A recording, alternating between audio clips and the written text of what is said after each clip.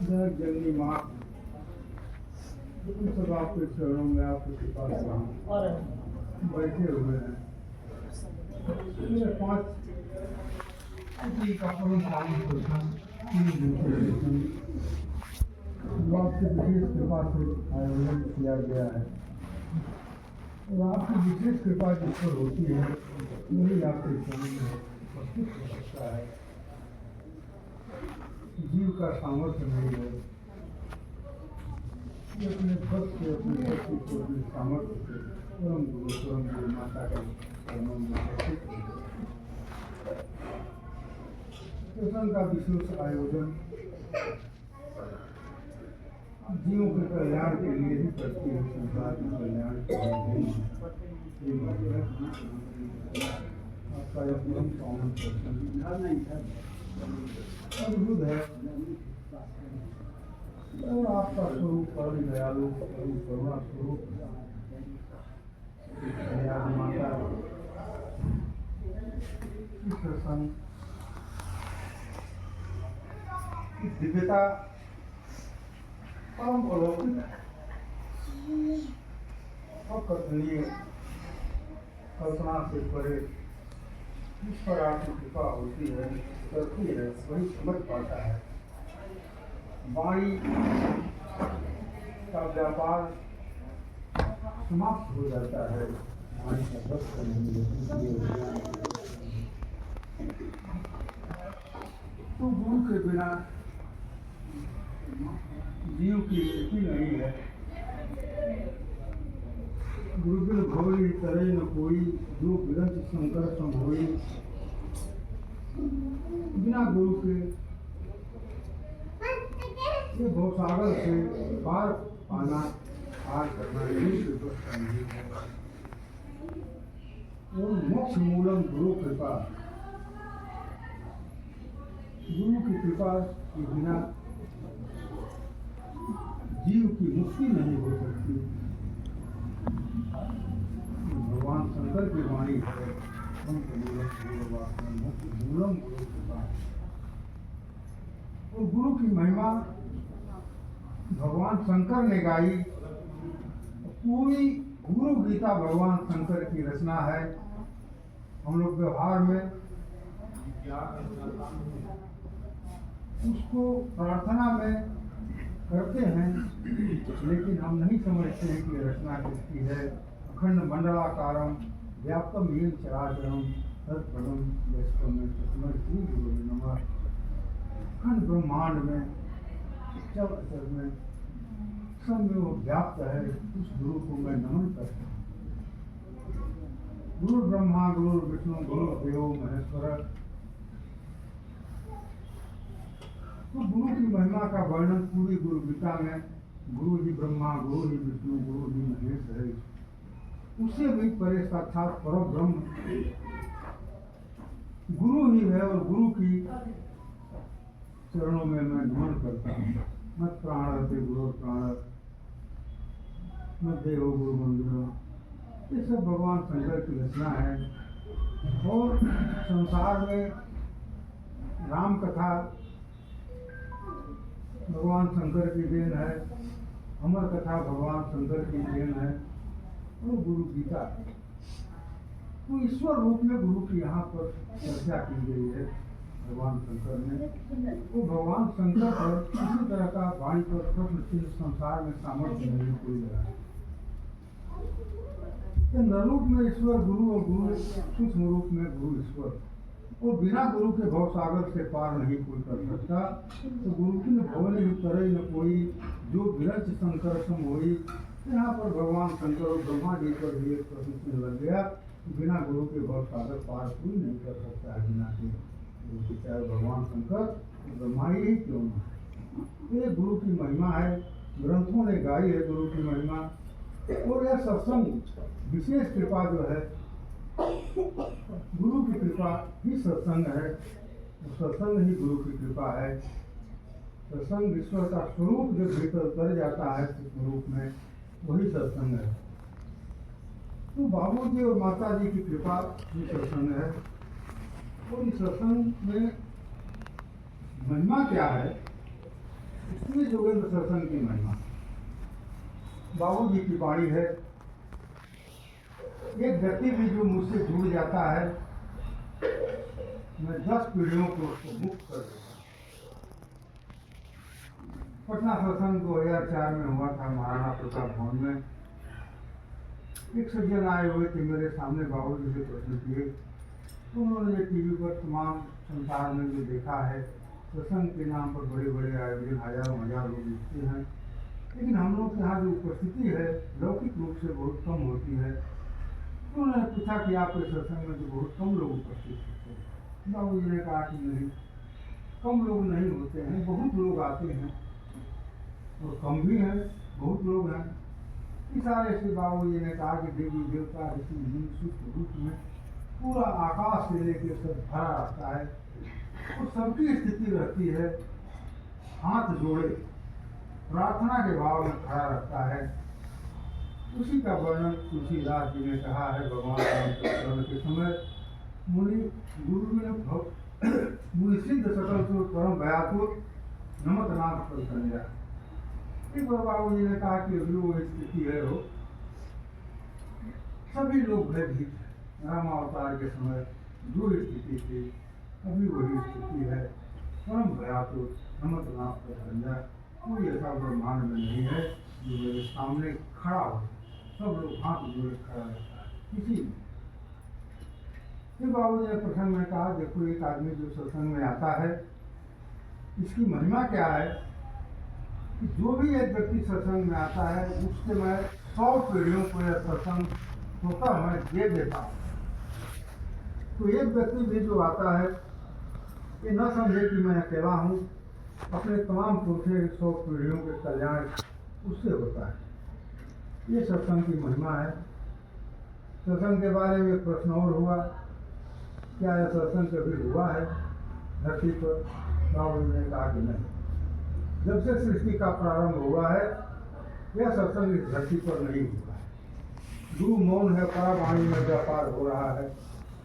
लोग वही जानेगा जो संसार में ग्रंथ में वर्णित है या संसार में व्यवहार रूप में प्रचलित है, न कहीं ग्रंथों में वर्णित है। गुरु मौन परारूप वाणी में व्यापार हो रहा है, सत्संग हो रहा है, और न कहीं धर्म ग्रंथों में लिखा है, न व्यवहार में। हाँ, एक बार भगवान शंकर ने सत्संग कराया था जरूर।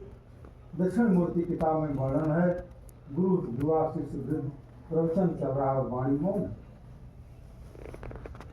यह सत्संग कभी नहीं हुआ है। सत्संग नित्य नूतन, हर क्षण परिवर्तनशील है, हर क्षण गुरु की कृपा बरसती रहती है, उसका स्वरूप बदलता रहता है। ये गुरु के सत्संग की महिमा है। तो एक बार और प्रश्न हुआ माता जी के बारे में, माँ क्या है? बाबू जी ने कहा माँ मूल प्रकृति है। तो काफी पहले की बात है, मेरे समझ में नहीं आता आया मूल प्रकृति। तो सत्संग में चर्चा के दौरान पता चला मूल प्रकृति से ही महालक्ष्मी, महासरस्वती, काली, महाकाली तीनों की उत्पत्ति हुई, और कालांतर में संपूर्ण सृष्टि इन्हीं 3 शक्तियों से हुआ। तीनों का जो उत्पत्ति जो है संपूर्ण ब्रह्मांड में सभी जीवों की उत्पत्ति ये मात्र सत्ता मूल प्रकृति से ही होती है। वही आदि माता है। माँ के बारे में बता रहे थे बाबू जी, संपूर्ण सृष्टि का उत्पत्ति, पालन और संहार सब माँ ही करती है। तो एक भक्त थे, कभी कोई आया था खगोल में, बाबू जी के चरण में बैठे हुए थे, चर्चा चल रही थी। बाबू जी से कुछ उन्होंने प्रार्थना किया होगा। बाबू जी से प्रार्थना तो केवल मौन ही होती है, और सबकी मौन की भाषा, सबकी प्रार्थना बाबू जी सुनते हैं, और परावाणी में या मौखिक रूप से लौकिक वाणी में उसका समाधान भी करते हैं।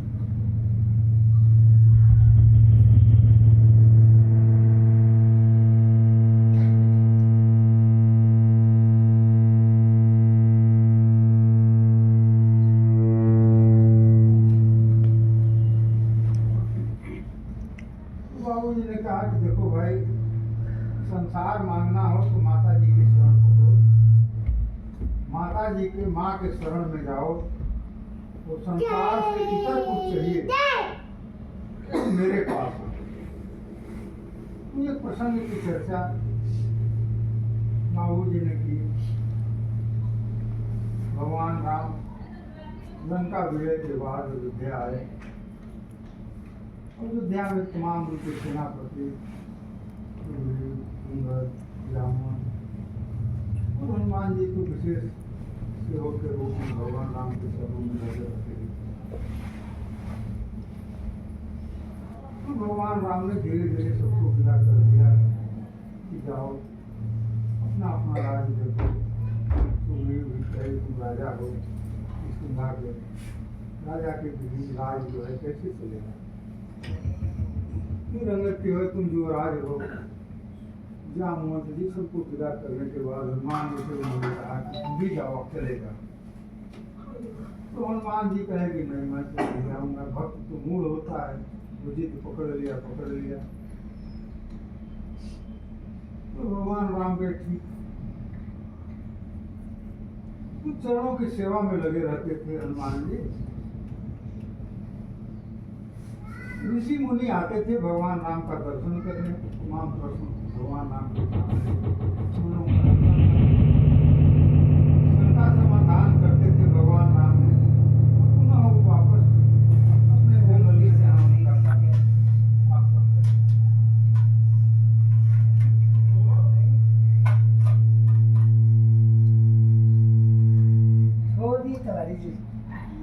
इसी क्रम में एक दिन हनुमान जी अवसर पाकर भगवान राम से प्रश्न किए, प्रभु मेरे लिए भी कुछ आदेश होता। भगवान राम का जो उत्तर था,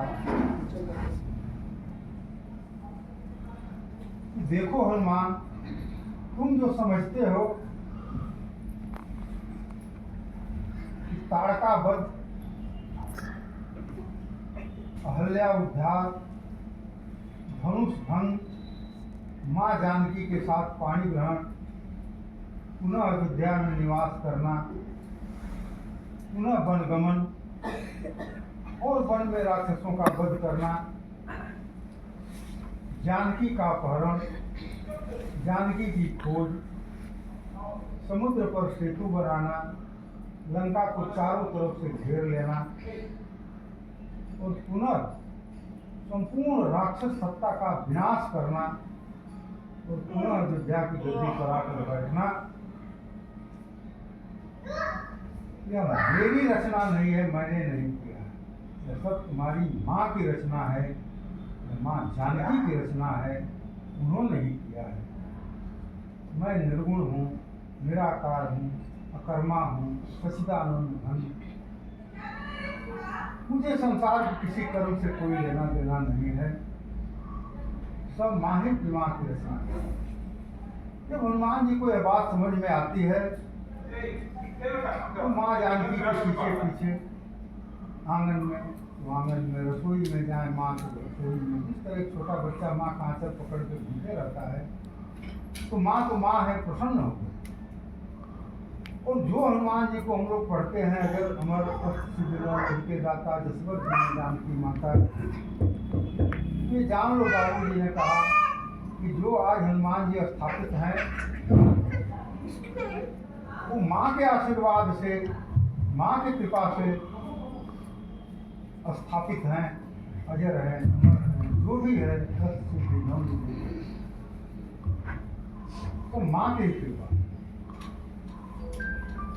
तो माँ तो प्रसन्न हो गई, माँ तो माँ है, सब आशीर्वाद अजर अमर सब कर दिया हनुमान जी। तो फिर प्रश्न उठता है जिस पर गुरु की कृपा है, माँ उस पर कृपा करती है।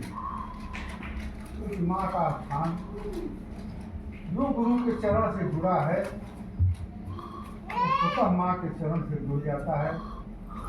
माँ उसे कृपा बरसाती है, संपूर्ण ब्रह्मांड की सामने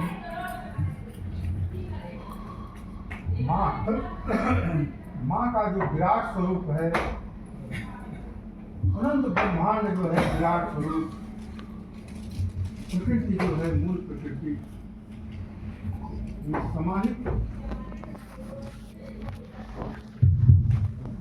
तो इसी क्रम में मेरे पास एक अध्यात्म रामायण की पुस्तक गीता प्रेस वालों ने हमको दिया था। पढ़ना तो मना बाबूजी ने कर दिया कि सब ग्रंथ विद्या है। तो विद्या क्या है? जो गुरु ज्ञान उतार देता है वही विद्या है। तुम देखो और बोलो। तो मेरी नजर कौतूहल बस मैंने उसको उल्टा तो देखा, दूसरे तीसरे पेज पर यही प्रसंग बाबूजी ने जो बताया था उसमें लिखा हुआ था। प्रकरण में थोड़ा सा अंतर था।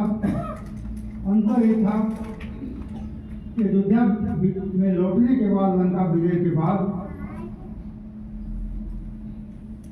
भगवान राम ने यहाँ माँ जानकी से कहा, ये जानकी हनुमान हम लोगों का प्रिय भक्त है, यह निष्काम सेवा करता है, आप अपना और मेरा मर्म हनुमान जी को बता। तो जो बाबूजी ने बताया था वही प्रसंग माँ जानकी ने हनुमान को बताया कि देखो हनुमान,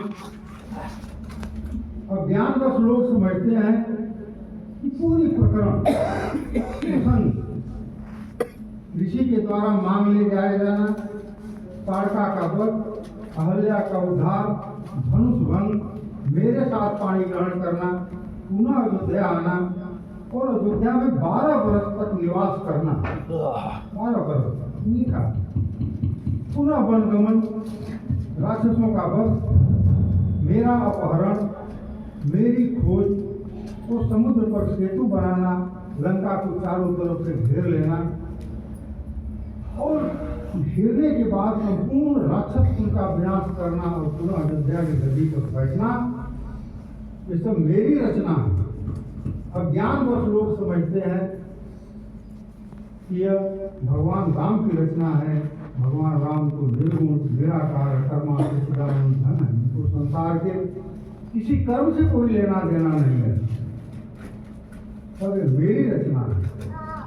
पुनः एक बहुत सूक्ष्म मर्म माँ ने बताया हनुमान जी को कि देखो हनुमान, भगवान राम का पवित्र रघुकुल में अवतरण का कारण भी मैं हूं।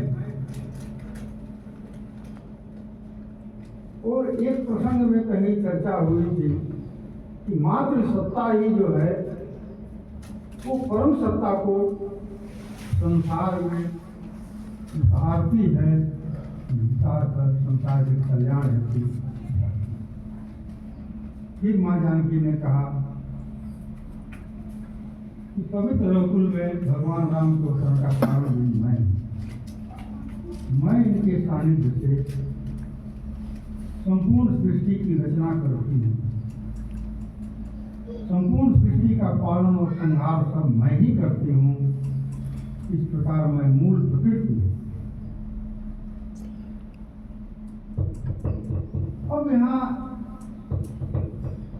एक सूक्ष्म प्रश्न और आता है इसमें कि मूल प्रकृति मैं इनके सानिध्य से संपूर्ण सृष्टि की रचना करती हूँ। कपिल मुनि का एक सांख्य सूत्र की रचना की है, सांख्य सूत्र, उसमें प्रकृति और पुरुष का वर्णन है। तो प्रकृति क्या है और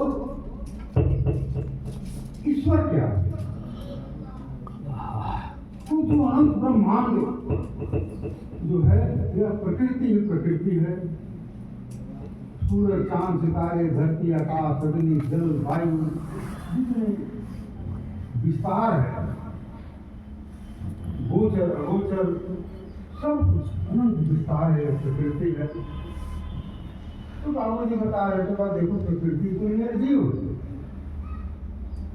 लेकिन एक जीवंतता प्रकृति में बनी हुई है। जितने ग्रह नक्षत्र जो है सब चलायमान है, जितने जीव पशु पक्षी पेड़ पौधे जीवंतता जो बनी हुई है, यही ईश्वर तत्व है, यही गुरु तत्व है, जिसके कारण यह निर्जीव प्रकृति जीवन गतिशील और चलायमान है। तो बिना ईश्वर की प्रकृति में जो परिवर्तन, जो गति है प्रकृति में, जो ताकत आती है प्रकृति में, जो सामर्थ्य आती है प्रकृति में, वह उनके सानिध्य से मैं सब रचना करती हूँ। और युग परिवर्तन की बात भी होती है। लोग कहते हैं धर्म की स्थापना, समाज में सुधार की स्थापना कैसे होता है। तो हर व्यक्ति, हर मनुष्य संसार में एक से एक महापुरुष आए और उस सुधार का काम किए, लेकिन एक सीमा के बाद उनका प्रभाव रुक जाता है, आगे नहीं बढ़ पाता है एक सीमित दायरे में। लेकिन आमूल परिवर्तन कैसे होगा? तो आमूल परिवर्तन यह बिना प्रकृति के, बिना मातृ सत्ता के संसार में कोई परिवर्तन, बदलाव नहीं हो सकता। धर्म की स्थापना की बात करते हैं, संभवामी जुगे जुगे धर्म का स्थापना है। तो कैसे होता है? परम सत्ता को माँ ही उतार लाती हैं। और जो तमोगुण संसार में फैला हुआ है, तो ईश्वर और गुरु तो गुणातीत है, गुण से परे। तीन गुण की हम लोग चर्चा करते हैं, सतोगुण, रजोगुण, तमोगुण। ये तीनों गुण तो प्रकृति में है और ईश्वर जो है गुण से परे है, गुरु गुणातीत है, गुण से परे है। और जितना परिवर्तन होगा प्रकृति में ही गुण है। तो प्रकृति में जब तक गुणों में बदलाव नहीं होगा, समाज में, संसार में सुधार नहीं होता। तो धर्म की स्थापना कैसे होती है, मेरे मन में एक प्रश्न आता था। तो 28 दिसंबर की कक्षा है, बाबूजी कक्षा में सत्संग खत्म हुआ गया था, 26-27 तारीख। सब हम लोग बैठे हुए थे, बाबूजी बुलाए, सबको बुलाओ। बाबूजी लेटे हुए थे, सबको बुलाया, हम लोग बैठे थे। तो वहाँ पर 3 दिन तक प्रवचन चल रहा था। एक ही प्रवचन 3 दिन से। तो उस प्रवचन में मूल था कि जो संसार जो है ईश्वर ही सत्य है, संसार मिथ्या है, उमा कहूँ मैं अनुभव अपना, सब हरि भजन जगत सब। तो 3 दिन तक यही प्रवचन चला। हमारे दीक्षित जी थे, तो बाबू जी ने उनको कहा, लक्ष्मी दीक्षित जी 3 दिन से तुम प्रवचन कर रहा था, मैं चुपचाप है, बोल नहीं रहा हूँ, अब बताओ सत्य है, ईश्वर की भजन सत्य है, ठीक है, वो संसार मिथ्या कैसे हो गया? तुलसीदास के अपने दृष्टि थी, उन्होंने लिख दिया। तुम कैसे इस बात को कह सकते हो कि संसार मिथ्या है? तुम तो साइंटिस्ट हो। ये संसार मैटर से बना है, ये तो सब लोग जानता है। तो मैटर का विनाश नहीं होता है, मैटर का कन्वर्सन होता है, वो रूप बदलता है, विनाश नहीं होता। और जिसका विनाश नहीं होता वो मिथ्या कैसे हो जाएगी? अब सब लोग चुप। तो ईश्वर भी जितना सत्य है, संसार भी उतना ही सत्य है। तो असत्य की वाणी है, अर्थ भी लोग लगाते हैं, व्याख्या भी लोग करते हैं, हरिभजन जगत सब सपना। तो संसार मिथ्या कैसे होगा? तो मिथ्या क्या है? बाबू जी ने यहाँ इशारे से समझाया। देखो संसार भी सत्य है। जो संसार की पकड़ हम लोगों की है, जो पकड़े हो गए कि ये मेरा है, ये मेरा है, सब मेरा है, पकड़ ही मिथ्या है। संसार की जो पकड़ है वह मिथ्या है, न कि संसार मिथ्या है। फिर मेरे तरफ उन्होंने नजर घुमाई। तुम क्या समझते हो? मेरे लिए धर्म की स्थापना करना एक पल का भी काम नहीं है, एक क्षण भी नहीं लगेगा संसार में धर्म की स्थापना करना।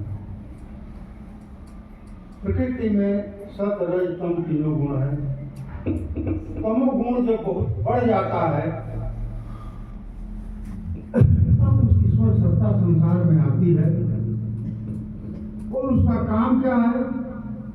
इस प्रकृति से तमोगुण को समन करना और सतोगुण को बढ़ा देना, सत रज तम तीनों में सामंजस्य स्थापित करना, यही धर्म की स्थापना है।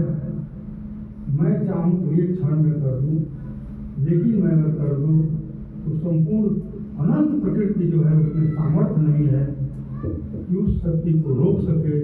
संपूर्ण सृष्टि का विनाश हो जाएगा। इसीलिए तुम चिंता मत करो। यह काम धीरे धीरे हो रहा है, तो कुछ देखना पड़ता है, सबको संभालना पड़ता है। मेरे मन में 20 साल पहले प्रश्न कभी आता था, कैसे वो ईश्वर से भेंट मेरी होगी, वो परम सत्ता से कैसे मुझे चरणों में दर्शन होगा, वो कैसे संसार में धर्म की स्थापना करे। वो मैं प्रश्न को भी भूल गया था। लेकिन बाबूजी तो बाबूजी हैं, परम गुरु हैं, तो उन्होंने इसका उत्तर दिया कि धीरे धीरे होगा, अपने हिसाब से होगा, तुम उसकी चिंता मत करो। तो तीनों गुण को सामंजस्य स्थापित करना ही धर्म की स्थापना है। और तमोगुण संसार में प्रकृति में रहेगा। अगर तमोगुण नहीं रहेगा, सतोगुण की दशा में देवी देवता भी हैं, उसमें भी तमोगुण रहता है। सतोगुण की दशा में जीव की स्थिति समाधि में चली जाती है, संसार के सभी कर्म रुक जाते हैं। इसलिए तमोगुण का रहना जरूरी है। तमोगुण अगर नहीं रहेगा तो संसार में गतिशीलता बंद हो जाएगी, गतिशीलता समाप्त हो जाएगी, सब कुछ स्थिर हो जाएगा। इसीलिए तमोगुण का रहना जरूरी है, लेकिन एक सीमा तक रहना यही धर्म की स्थापना है। और इसी धर्म को स्थापना अब बिना माँ के मूल प्रकृति के, बिना प्रकृति के धर्म की स्थापना भी संभव नहीं है। मनुष्य प्रयास करता है, यदि जीव प्रयास करते हैं कि संसार में, समाज में, परिवार में, घर में प्रेम भाईचारा और सौहार्द का वातावरण रहे, सब लोग आनंद से रहें, सब लोग सुखमय रहें, लेकिन संभव नहीं है। लेकिन प्रकृति में जब तक मूल का इलाज कौन कर सकता है? परम गुरु माता कर सकती हैं, वह आदि माता कर सकती हैं, वो भी परम गुरु के सानिध्य से ही वो सब कुछ करती है। यही प्रकृति का और यही पुरुष का रहस्य। तो माँ का अवतरण धनबाद में आप सब लोग साक्षी हैं। बाबू जी ने कहा आज योग निद्रा भगवती का अवतरण धरती पर सृष्टि में प्रकृति में हो। तो उन्होंने कहा कि जो भी देवता देवी सब लोग थे बहुत हुई बातें। तो योग निद्रा भगवती का अवतरण क्षीर सागर में भगवान विष्णु सोए हुए हैं, सब लोग प्रार्थना करते हैं, देवी देवता सब लोग, भगवान शंकर ब्रह्मा जी कैसे संसार में सुधार होगा। और जो संसार का स्वामी है वो सोया हुआ है, कैसे सोया हुआ है। बाबू जी भी सोए हुए थे, खराटे ले रहे थे, मैं भी अभी सोया हुआ था, कैसे सो गया। सर बहुत सा उत्तर आया, उससे देना नहीं आप लोगों को। तो योग निद्रा भगवती, योग निद्रा में भगवान विष्णु सोए हुए हैं और बाबू जी उठकर बैठ गए। तो बोले कि मैं भी सो गया था, कैसे सो गया। तो आज से योग निद्रा भगवती का अवतरण प्रकृति और सृष्टि में हो गया। वो भी संसार में देवी देवता ऋषि मुनि ज्ञानी ध्यानी योगी, तो पहले भी कहा था बाबू जी ने कि सब लोग परम भयभीत थे, लेकिन बाद में आज से जो भी माँ से प्रार्थना करेगा, जो भी निद्रा भगवती से, तो देवी देवता ऋषि मुनि की, उस ज्ञानी पुरुष की और उस अगला की रक्षा आज से जो निद्रा भगवती करेंगे, माँ करेंगे। माँ के बारे में बाबू जी का अनुरोध इतना कहकर मैं आप लोगों को क्षमा मांगता हूँ। बाबू जी बोले बाकी मांगना आप लोगों को मर्जी है। तो ये बाबू जी का संदेश है। बाबू जी माँ की चर्चा अगर गुरु नहीं है, जो माता है वो पिता है, माँ ही प्रसन्न की स्वामी है, बाबू जी सत्य पुरुष हैं, बाबू जी ईश्वर। वो माँ मूल प्रकृति और आपकी ही कृपा से संसार में, बिना माँ की कृपा से संसार में कुछ भी नहीं मिल सकता। किसी को न लोक न परलोक, न वैभव, न ऐश्वर्य, न धन, न संपत्ति। तो इसीलिए माँ की पूजा की महिमा है। और माँ जिस पर कृपा कर देती हैं, यह लोक भी और लोक भी सब जीव का व्यक्ति का सुधर जाता है। लेकिन गुरु चरण की सेवा स्वतः माँ प्रसन्न होती है। माँ बाबू जी के चरणों में निवेदन करते हैं, बार बार प्रार्थना करते हैं, हे माँ जी बाबू जी, संसार की जो स्थिति है वो आप देख रहे हैं, आप जान रहे हैं, क्योंकि आपका विराट स्वरूप जो है अनंत है। और आपके विराट स्वरूप को कैसे कोई वर्णन कर सकता है? तुलसीदास ने लिखा है,